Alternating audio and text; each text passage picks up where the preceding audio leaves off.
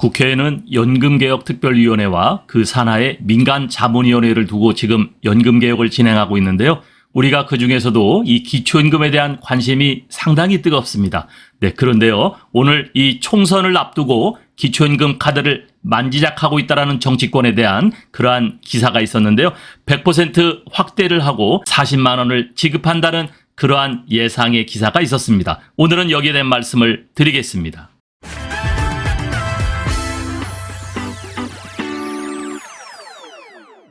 국회 연금특위 산하에는요, 민간자문위원회가 있는데요. 각 정당에서 추천한 이 민간자문위원회 공동위원장이 그 역할을 맡고 있습니다. 왜냐하면 서로의 각 정당에 추구하는 바가 다르기 때문에 그 위원장의 역할이 굉장히 중요한데요. 자, 어쨌든 김용화 순천향대 교수는 국민의힘에서 추천을 했고요. 기초연금 축소를 주장하고 있고 선별적 복지를 강조하고 있습니다.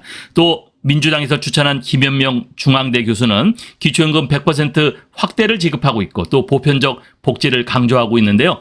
여기에 또 윤석열 대통령이 공약했던 기초연금 월 40만 원 지급에 대해서도 이 민간자문위원회에서도 함께 논의가 되고 있습니다. 자, 그래서요, 이 기초연금과 국민연금이 함께 이 공동위원장을 중심으로 서로 이야기가 되고 있는데 오늘은 여기에 굉장히 놀라운 변화가 하나 있었는데요. 가장 중요한 포인트 다음 장에서 말씀드리겠습니다. 부탁의 말씀드립니다. 여러분께서 눌러주시는 이 구독과 좋아요는요, 매주 영상을 만드는데 큰 힘이 됩니다. 여러분 꼭 응원해 주시길 부탁드릴게요.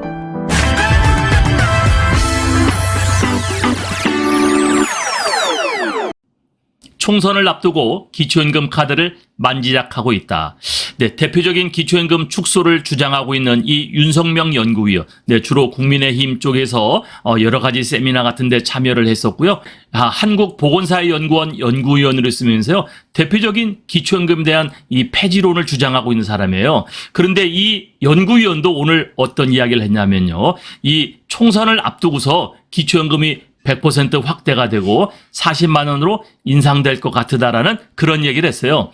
자, 작년에 이 윤석명 이 연구위원은 기초연금 대상자를 줄이고 취약노인에 더 지급을 하자. 네, 이러한 주장을 했었습니다. 노인 70%가 받는 기초연금, 노인 빈곤 문제 해결에 한계가 있고 정치권의 인기 영합주의로 대선 때마다 급여가 인상돼서 굉장히 문제가 많다. 그래서 이거를 폐지해야 된다. 네, 대표적인 폐지론자였었거든요. 자, 이제 이 문제가 많은 국민연금과 기초연금 연계 운영도 우리가 이 재정 절감이나 이런 것들이 아닌 지속 가능한 제도 개혁을 만들어야 되기 때문에, 자, 대부분 노인에게 기초연금을 나눠주는 돈은 돈대로 들어가면서 노인 빈곤율을 획기적으로 낮추지 못하는 이 기초연금. 그래서 대상자를 더 줄이고 더 취약한 노인에게만 지급하라는 OECD 권고. 네, 이것도 굉장히 주장을 많이 했었죠. 그래서 이 윤석명 연구위원은요, 노인 70%가 아닌 일정 수준의 소득 인정의 기준으로 기초연금 대상자 선정 기준을 바꿔야 된다라고, 네, 이렇게 주장을 했던 아주 대표적인 그러한 축소론자였습니다. 그런데 이 윤석명 연구위원이 오늘이었었죠. 오늘 기사에 이러한 이야기를 했는데요.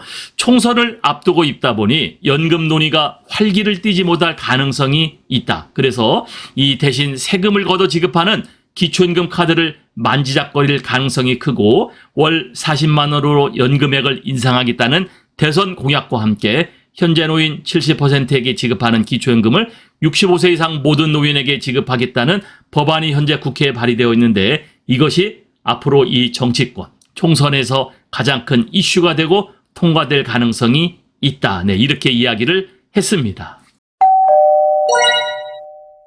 오늘의 영상 결론인데요. 자, 기초연금의 문제점은 여러분 이때까지 누누이 제가 방송을 했었습니다만요. 65세 이상 전체 지급을 하겠다고 해놓고 재정의 문제 때문에 70%를 지급을 해왔었죠.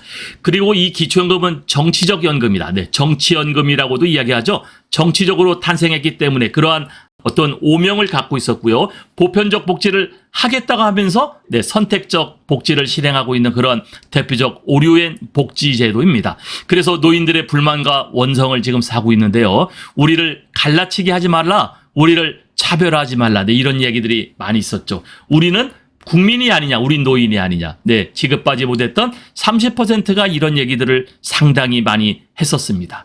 자, 그리고 기초연금의 장점이 있었죠. 공적연금이 이 노인층에 대한 대표적으로 공평하고 정의로움을 실현할 수 있는 거죠. 우리가 공적연금이 몇 가지 있었죠. 이 대표적인 보편적 복지가 어린아이들에게 지급되는 그러한 복지제도도 누구 하나 그들이 갖고 있는 그들의 부모의 재산권을 가지고서 이거를 선택해서 지급하지 않습니다. 100% 다 지급을 하잖아요. 그런데 유독 이 노인층 기초연금은 그들의 재산에 따라서 이거를 선택적으로 갈라서 30%는 지급하지 않고 70%를 지급해요. 네, 정치연금이다. 그런 오명을 갖고 있었는데요. 이러한 노인 빈곤 해결도 우리가 해결되면서 노인 차별까지도 해소될 수 있는 게 바로 이 기초연금이었었거든요.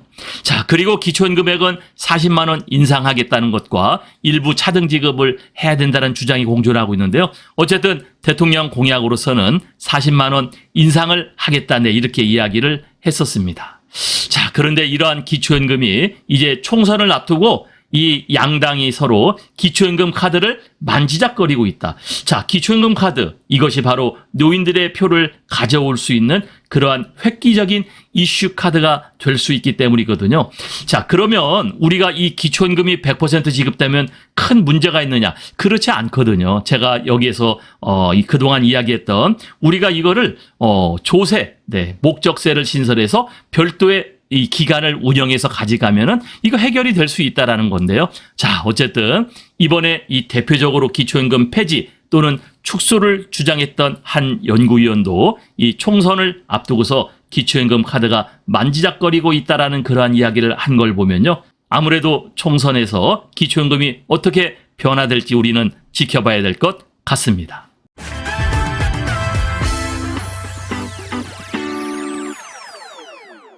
네, 오늘은 총선을 앞두고 이 기초연금 카드를 만지작거리고 있다. 이러한 우리가 정치권에 대한 이야기를 했는데요. 가능성이 있습니다. 네, 100% 확대 지급을 하고 40만 원 인상하는 지급안. 네, 우리가 이 총선에서 과연 국회의원들이 어떻게 결정을 할지, 또 이 국민의힘과 민주당은 어떻게 결정을 할지 우리가 주목해서 지켜봐야 될 것 같습니다. 감사합니다.